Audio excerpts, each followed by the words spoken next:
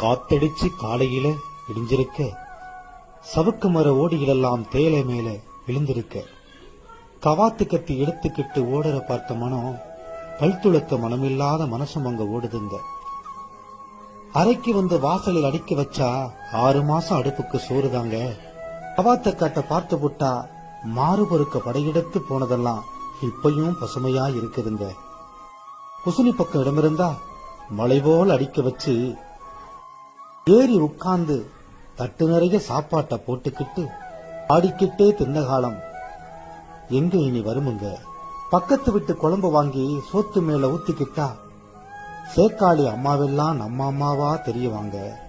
ஞாயிற்றுக்கிழமை வெயிலுனா பெட்ஷீட்டு கம்பளிகள்லாம் ஓட்டு மேல காய போட்டு மேலேயே படுத்துக்கிட்டு விளாண்டதெல்லாம் இனி எங்க வருமுங்க. காலையில 5 மணிக்கு அப்பா ரேடியோவை நோண்டி நோண்டி பாட்டு வச்சு எழுப்பினதெல்லாம் திரும்பி நமக்கு வருமாங்க. 7:30 மணி செய்தியில் வாசிப்பது சரோஜ நாராயணசாமின்னு கேட்டதெல்லாம் நெஞ்ச வந்து கிள்ளுதுங்க.